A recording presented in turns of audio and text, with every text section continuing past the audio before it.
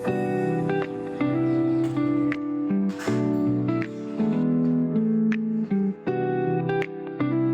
असं हेवी होऊन जातं जर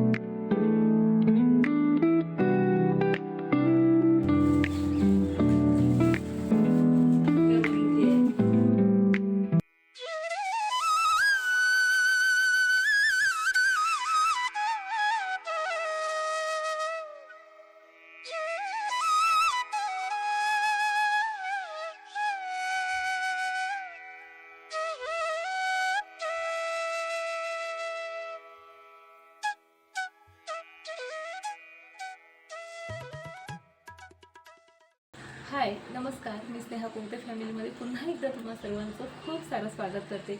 कसे आहात तुम्ही सर्वजण? आशा करते तुम्ही सर्वजण मस्त मजेत आणि भरपूर आनंदात असाल. चला आता जे आहे कामांना सुरुवात करते आहे. म्हणजे स्वयंपाक वगैरे सर्व झाला आहे, माझ्या पूजा झाली, त्यानंतर व्हिडिओची कामं केली आणि आता आवरायचं आहे मला घर. आणि आता असं झालं की बापरे, सुरुवात कुठनं करू म्हणजे खरंच माझंच मला कळत नाही आहे. इतकं काही म्हणजे डेकोरेट करायच्या नादातनं हे ठेवू का ते ठेवू का, हे पाहिजे ते पाहिजे असं करता करता भरपूर वस्तू बाहेर काढल्या जातात. आणि जेव्हा ज्या कामाच्या आहेत त्या तर यूज होतात, पण ज्या बिनकामीच्याही एक्स्ट्रा ज्या बाहेर निघालेल्या असतात त्या मग कुठंतरी कोंबून दिल्या जातात, कारण तेव्हा वेळ नसतो.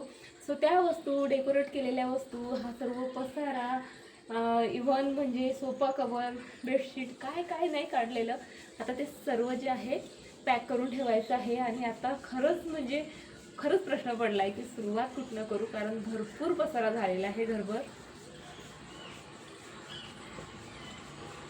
आणि काल रात्री भरपूर जागरण झालं बघा, 11 वाजेपर्यंत बायकाच चाललेल्या. त्यानंतरही मग चेंज करायला वगैरे 12 वाजले. 12 वाजता झोपून 5 वाजता पुन्हा उठावं लागलं, कारण आजचा प्रजासत्ताक दिन आहे. आणि मग तुम्हाला सर्वांना प्रजासत्ताक दिनाच्या खूप साऱ्या शुभेच्छा. सो मुलांना म्हणजे मुलांची बस 6 वाजता होती, सो त्यामुळे मुलांना 5 वाजता उठायचं होतं. एरवी जर शाळा असती तर उठले नसते बरं का, पण प्रजासत्ताक दिन आहे म्हटल्यावर न उठवता दोघंही 5 वाजता उठले. आणि त्यामुळे मलाही उठावं लागलं. त्रास झाला मला, पण त्या निमित्ताने का असेना माझं किचन आवरून झालं, म्हणजे स्वयंपाक वगैरे सर्व व्यवस्थित वेळेवर झालं. जर मुलांची शाळा नसती ना तर 8 वाजेपर्यंत मी बेडच्या खालीही नसती उतरली. अशी जी आहे काल माझी कंडिशन झालेली, कंटिन्युअसली कामं चाललेली होती. त्यामुळे तुम्ही बघितलं व्हिडिओमध्ये कालच्या जास्तीचं शूटही करता आलेलं नाही. आणि बऱ्याचशा गोष्टी म्हणजे मला ज्या करायच्या होत्या शूट, मेकअप शूट करायचा होता, त्यानंतर डेकोरेशन करतानाचं शूट करायचं होतं, पण काहीही शूट करता आलं नाही. पण तरी म्हणजे नंतर तुमच्यासोबत शेअर केलंच. ते सिम्पलच होतं, पण मस्त वाटत होतं. आणि सर्वात महत्त्वाचं म्हणजे सर्वांना आवडलं, काहीतरी वेगळं आहे म्हणून आम्हाला छान छान म्हणजे ॲप्रिशिएशन मिळालं. पण चला आता हे सर्व आवरायचं आहे. आणि आता बऱ्यापैकी वेळ झालेला आहे बरं, मुलं शाळेत जाऊन रिटर्नही आलीत. म्हणजे आरुची तर 9 वाजेपर्यंत शाळा होती, 10 सव्वा 10ला ती आली, त्यानंतर पिहू आला. आणि आल्यानंतर रात्रीही जागरण झालं, सकाळीही लवकर उठला, त्यामुळे तो भयंकर चिडचिड करत होता. आणि काय झालं, तेवढ्यात मोक्षूने त्याचा हा कोणता मॅन आहे, सुपरमॅन, हा घेऊन गेला होता त्याला न सांगता. आणि पिहूचं असं होतं, मोक्षीनं काही नेलं म्हणजे तूच दिलं मम्मा म्हणून जे आहे तो माझ्यावर चिडत होता. आणि असं चिडता रडता भयंकर रडला माहीत आहे का. म्हणजे तो माहीत नाही का, आधी प्रत्येक गोष्ट मोक्षीसोबत शेअर करायचा, म्हणून मोक्षीला तशी सवय झाली बरं का, की पिहूदादा असं आहे ना, मग तो बिंदास घेऊन जातो काही पण, आणि मी घेऊन जाऊ देते, कारण थोड्या वेळाने तो आणूनही देतो. आणि बऱ्याचशा अशा गोष्टी असतात, असं वाटतं न आणलेल्या बऱ्या बाबा, जाऊ दे माझा कचरा तरी कमी होतो, खेळ तू काही दिवस आणि तूही फेकून दे. पण पिहूला त्याच्याकडे ही वस्तू दिसली, मग पिहू आला माझ्यासोबत भांडला की तू माझ्याच वस्तू का देते, असं तसं. आणि रडता रडता झोपी गेलेला आहे. आणि त्यामुळे मग मी माझी व्हिडिओची कामं करत बसले. म्हटलं इथे जर आवरायला घेतलं तर मग पिहू उठून जाईल आणि पुन्हा त्याची चिडचिड चालू होऊन जाईल. पण आता त्याला झोपू देते, कारण व्हिडिओची ही कामं झाली, व्हिडिओ तुमच्यापर्यंत पोहोचलासुद्धा. सो म्हणून विचार करते की आता हे सर्व आवरून घेते आणि त्यानंतर म्हणून म्हटलं चला आता तू झोपलेला आहे, त्याची वाट बघत बसले तर कधी आवरून मी हे कामं. सो चला आता सर्व ही कामं आवडते स्टेप बाय स्टेप. म्हणजे माहीत नाही कशी आवडणार आहे ते, पण आवरावं तर लागणारच आहे. सो चला. आणि इथे पहा, आरोहीने माझ्यासोबत आर्ग्युमेंट करून आईस्क्रीम आणली. आणि बरोबर पिहूला झोपू दिलं तिने, कारण तिला आईस्क्रीम न मिळण्याचं म्हणजे नेहमी आम्ही जे कारण देतो ते म्हणजे तू खाशील तर पिहूलाही द्यावं लागेल, आणि पिहूला पटकन जे आहे सर्दी वगैरे होते, त्यामुळे तिला असं झालेलं आता की पिहू झोपलेला आहे मम्मा, तेवढ्या वेळात तरी मला खाऊन घेऊ दे.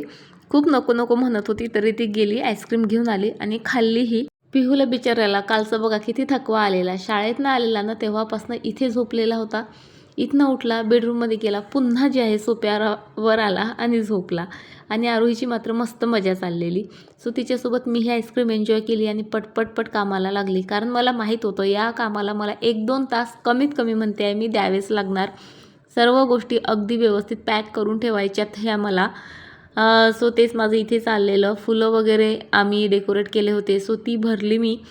त्यानंतर ह्या समया वगैरे ज्या दिसत आहेत ना, समया नाही, टी लाईट होल्डर म्हणू शकता तुम्ही याला, दिव्यांपासून बनवलं आहे मी दिवाळीच्या. सो ते नसतात का बघा, पॉलिथिन असतात आणि आपण ना त्या अशा दबल्या की काय बबलच्या पॉलिथिन्स असतात, ते आपण दाबून फोडतो बघा, त्यामध्ये ठेवते म्हणजे त्या फुटत नाहीत.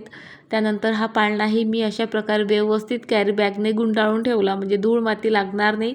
त्यानंतर टेबल पूर्ण क्लीन केला, सर्व वस्तू जागच्या जागी तेव्हाच ठेवून दिल्या. एका वेळेस एकच काम करू असं माझं ठरलेलं होतं, म्हणजे आधी फक्त टेबल क्लीन करायचा, त्यानंतर सोफा वगैरे, त्यानंतर आता हे फाउंटेन वगैरे जे आहे पहाड वगैरे तोही मला गुंडाळून ठेवायचा आहे. म्हणजे भरपूर कामं होती, त्यामुळे म्हटलं एका वेळेस एकच करू, त्यामुळे ते व्यवस्थितही होईल आणि पूर्णही होईल. म्हणजे करता करता अगदी कुणी आलंच, कुठे बाहेर जावं लागलं किंवा कंटाळा आला तर कसं एक कोपरा तरी क्लीन झालेला असेल आणि तेवढं तरी मग एक काम कमी होईल, पसारा कमी होईल असं माझं होतं. इथे जो ठेवताना दिसते हा बऱ्याचदा तुम्हाला दाखवला आहे, माझा ट्रे आहे, मिरर आहे आतमध्ये, त्यामुळे तो इतक्या सेफ्टी झोनमध्ये मी ठेवलेला असतो. सो तो ठेवला. त्यानंतर आरतीचं ताट वगैरे सर्व अगदी व्यवस्थित ठेवून दिलं. हा टेबलही क्लीन केला आणि आत्ता मोर्चा वळवला आहे या कोपऱ्यामध्ये.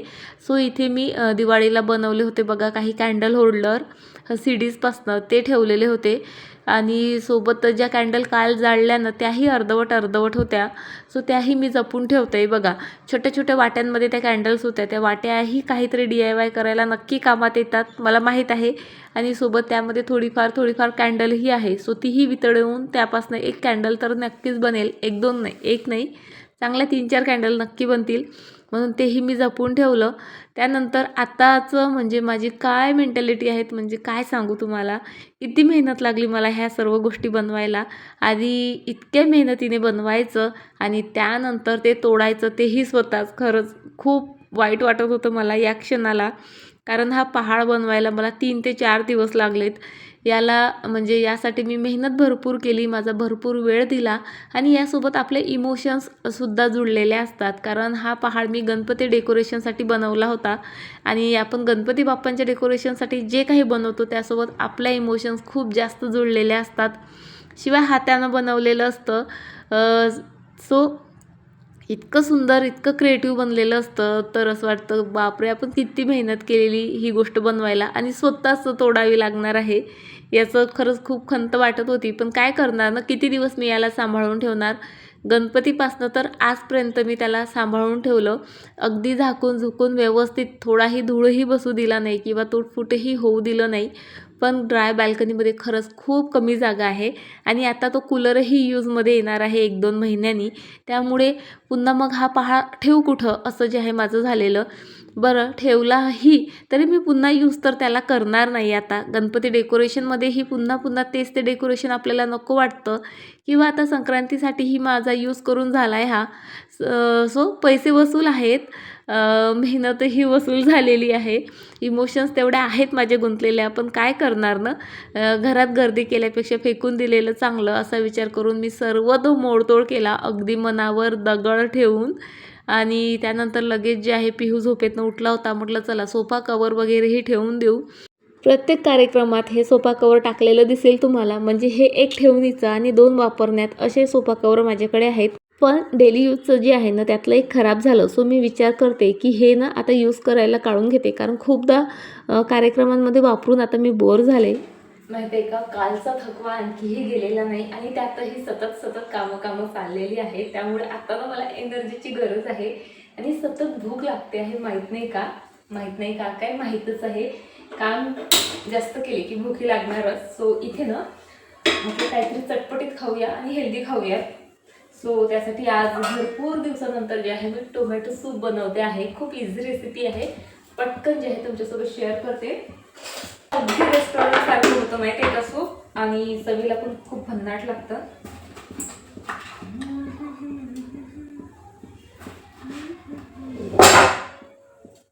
चला ना, अगदीच शॉर्टकट जी आहे रेसिपी ही शेअर करते आणि सोबत माझे कामही करते. सो इथे टोमॅटो कट करून घेतले. कढईमध्ये बघा थोडंसं तेल घेतलं, जिरं तडतडलं की त्यामध्ये बघा 7-8 लसणाच्या पाकळ्या, 2 मिरच्या आणि छोटे छोटे 3-4 अद्रकचे तुकडे घातलेत मी. आणि त्यानंतर त्यामध्ये टोमॅटो घातलेत. ही सर्व प्रोसिजर कुकरमध्ये करून घेतली ना तुम्ही पटकन होते, पण मी कढईतच घेतलेली आहे. सो टोमॅटो घातले त्यामध्ये आणि त्यानंतर ते सर्व व्यवस्थित मिक्सअप केलं.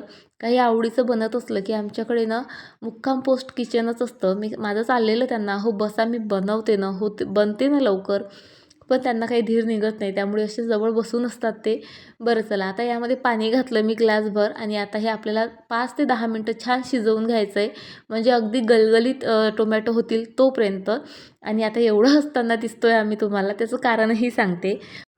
तो पहाड बनवला होता बघा, तेव्हा त्या काड्या उभं राहण्यासाठी मी ग्लासेस घेतले होते घरातले, त्यामध्ये माती भरून त्यामध्ये काड्या खोचून त्यावर तो पहाड तयार केला होता. आणि ही गोष्ट आत्ता त्यांना कळली आणि ते म्हणाले, बापरे, म्हणजे तू त्या पहाडासाठी घरातले काचेचे ग्लास वापरले का, असं तसं भरपूर त्यांचं रागवणं चाललेलं मला.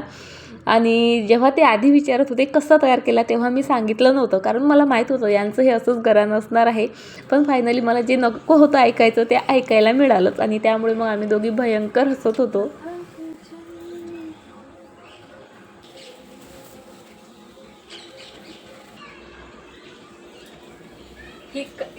तुम्ही बघितलं जसं ही साडी मी काल वेअर केली होती, ही नेटची आहे आणि त्यावर वर्क भरपूर आहे, भरपूर म्हणजे भयंकर, आणि त्यामुळे इतकी हेवी झाली होती.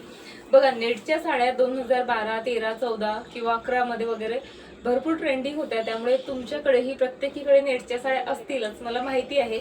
पण आता त्याचा ट्रेंड नाही, त्याची फॅशन नाही, आणि सर्वात महत्त्वाचं म्हणजे लग्न झाल्या कसं फिगर वगैरे आपलं व्यवस्थित असतं, पोटावर मार्क्स नसतात वगैरे वगैरे, त्यामुळे अशा साड्या आपण आवडीने नेसू शकतो.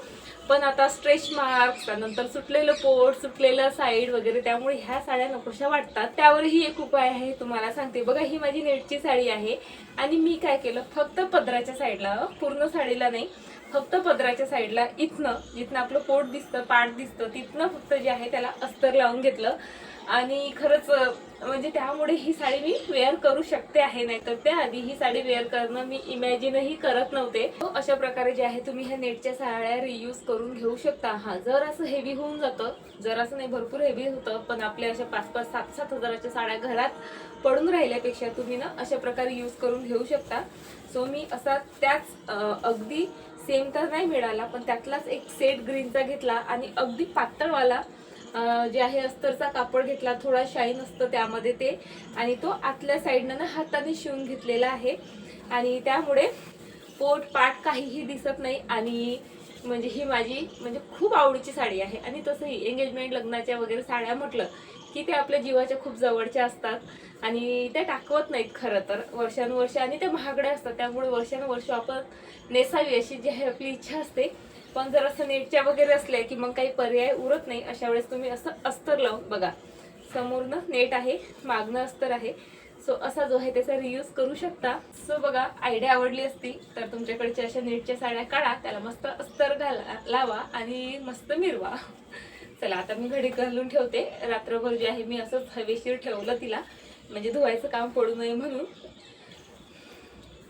टोमॅटो शिजेस तोवर माझे हे 1-2 कामं मी करून घेतलेत. जशी साडीची घडी घातली, हा सर्व पसारा जो आहे बाहेर फेकून आले आणि त्यानंतर घर मस्त असं क्लीन केलं. कसं, थांबा दाखवते.